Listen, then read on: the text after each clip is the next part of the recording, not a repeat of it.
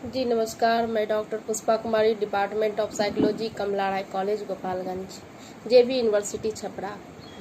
बच्चों, मैं आप लोग को बताऊंगी कि मनोविज्ञान का एक्सपेरिमेंटल मेथड क्या है। सबसे पहले प्रयोगात्मक विधि मनोविज्ञान का सबसे प्रमुख एवं एक वैज्ञानिक विधि है। ये प्रयोगात्मक विधि जो है मनोविज्ञान के विज्ञान होने का दावा अन्य बातों के अलावा इसके अन्य प्रयोगात्मक विधि के कारण भी है। आज का मनोविज्ञान इतना अधिक प्रयोगात्मक हो गया है कि सचमुच में सिर्फ उन्हीं तत्व एवं सिद्धांत को मान्यता प्राप्त रह गई है जिनका प्रयोगात्मक सपोर्ट है। अब प्रयोगात्मक विधि क्या है? प्रयोगात्मक विधि हम उस विधि को कहा जाता है जिनका आधार मेंटल प्रोसेस को किसी नियंत्रित अवस्था में क्रमबद्ध अध्ययन या परीक्षण करना ही प्रयोगात्मक या एक्सपेरिमेंटल कहलाता है। इसकी परिभाषा की यदि हम चर्चा करें तो यह इस बात से स्पष्ट है कि प्रयोग में व्यवहारों का अध्ययन किसी नियंत्रित अवस्था में की जाती है। व्यवहारों का अध्ययन जो है चर के माध्यम से किया जाता है। अब सवाल उठता है कि चर किसे कहते हैं? किसी भी ऐसी घटना, परिस्थिति या व्यक्ति का गुण को ही हम चर कहते हैं जो कि परिवर्तनशील होता है। कहने का तात्पर्य है कि चर वैसे घटना, परिस्थिति या व्यक्ति का गुण है जिसे मापा जा सकता है, या जैसे कि उम्र, बुद्धि, थकान, ये सबको मापा जा सकता है। किसी भी मनोवैज्ञानिक जो प्रयोग के मुख्यतः 3 तरह के होते हैं, या उसमें 3 तरह का चर पाया जाता है, जैसे स्वतंत्र चर, आश्रित चर एवं नियंत्रित चर। अब हम स्वतंत्र चर की बात करते हैं कि स्वतंत्र चर किसे कहा जाता है?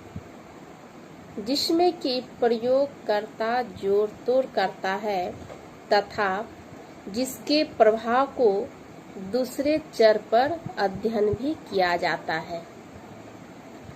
इसे हम नियंत्रित चर भी कहा जाता है। अब हम आश्रित चर की बात करते हैं कि आश्रित चर क्या है। आश्रित चर वैसे चर को कहा जाता है जिसके बारे में प्रयोगकर्ता प्रयोग करके पूर्व कथन करना चाहता है। इसे ही हम आश्रित चर कहते हैं, क्योंकि आश्रित चर को यदि हम जैसे कि नियंत्रित चर के आपसी संबंध को एक उदाहरण के तौर पर हम समझाते हैं कि मान लीजिए कि एक प्रयोगकर्ता या प्रयोग करके यह देखना चाहता है कि सीखने की प्रक्रिया पर पुरस्कार का प्रभाव क्या पड़ेगा। इस प्रयोग में वह स्पष्ट सीखने की प्रक्रिया के बारे में पूर्व कथन करना चाहता है, तो इसी हम आश्रित चर के ही कहेंगे। लेकिन चर अन्य सीखने की प्रक्रिया पर देखा जाए तो इस प्रयोग को, एक्सपेरिमेंटल को लेक्रॉन कोइश ने 1983 में अपने परिभाषित करते हुए कहा था कि प्रयोग एक ऐसा शोध प्रविधि है जिसमें स्वतंत्र चर में जोड़ तोड़ समानता दो तरह से किया जाता है।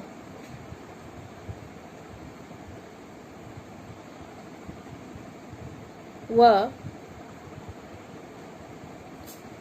जैसे स्वतंत्र चर की मात्रा को घटा बढ़ाकर जोड़ा या जोड़ तोड़ किया जाता है। दूसरी है वह विधि है जिसमें स्वतंत्र चर एक परिस्थिति में उपस्थित रखा जाता है तथा दूसरी परिस्थिति में उसे अनुपस्थित रखा जाता है। इस तरह से हम कह सकते हैं प्रयोगात्मक एक्सपेरिमेंटल मेथड जो है, इस विधि के मुख्य तीन उद्देश्य होते हैं। एक होता है कि प्रयोगकर्ता विधि में स्वतंत्र चर तथा आश्रित चर के बीच का संबंध को पता लगाया जाता है। इन दोनों के संबंध को पता लगाने के लिए प्रयोगकर्ता पहले से एक खास तैयार या खासा या फिर एक डिजाइन तैयार कर लेता है जिसमें इस बात के साफ साफ उल्लेख होता है कि स्वतंत्र चर में कैसे जोड़ तोड़ किया जाएगा। दूसरी है कि प्रयोगात्मक विधि द्वारा किसी सिद्धांत या शोध द्वारा किए गए पूर्व कथन की जांच होती है। तीसरा है कि प्रयोगात्मक विधि किसी नए सिद्धांत का प्रतिपादन के लिए जो महत्वपूर्ण डाटा को प्रदान करता है।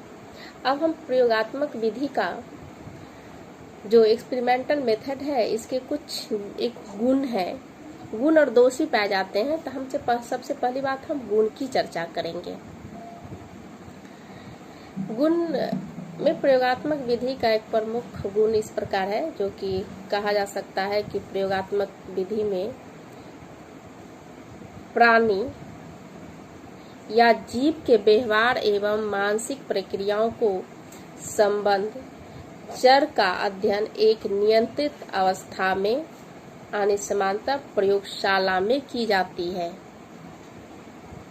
इसके परिणाम स्वरूप हम देखेंगे कि इससे प्राप्त जो निष्कर्ष को जो कि इंटरनल वैलिडिटी का काफी अधिक होती है, इसे अपने गुण के कारण प्रयोगात्मक विधि अन्य विधि से भिन्न है, क्योंकि इसमें अधिक नियंत्रित परिस्थिति में दूसरी विधि में नहीं पाई जाती है। प्रयोगात्मक विधि में पुनरावृत्ति का गुण होता है। प्रयोगकर्ता स्पष्ट रूप से अपने रिपोर्ट यह लिखता है कि उसका प्रयोगात्मक डिजाइन क्या था, उसमें ऑब्जेक्ट संख्या क्या थी, उसने स्वतंत्र चर में जोड़ तोड़ कैसे किया, या इस तरह की बात को हम वो प्रयोगात्मक विधि में पुनरावृत्ति का गुण पाया जाता है। प्रयोगात्मक विधि काफी वस्तुनिष्ठ होती है, क्योंकि इसमें प्रयोगकर्ता का एक खास ढंग से खास विधि के प्रयोग करना होता है। चाहकर भी किसी प्रकार की पक्षपात या पूर्वाग्रह आदि नहीं कर पाता है। प्रयोगात्मक विधि में संभवतः स्वतंत्र चर में जोड़ तोड़ जो है काफी ठीक ढंग से होता है। प्रयोगकर्ता किसी मनोवैज्ञानिक समस्या का अध्ययन कई तरह से कर सकते हैं, करने में समर्थ होते हैं। अब इसकी हम दोष की चर्चा करते हैं कि प्रयोगात्मक विधि का सबसे प्रमुख दोष यह है कि प्रयोग की जो नियंत्रित अवस्था या वास्तविक जो नहीं होकर, ये जैसे रियलिटी न होकर एक आर्टिफिशियल होती है। फलस्वरूप इसका संबंध जो है जीवन के वास्तविक परिस्थिति से नहीं होती है।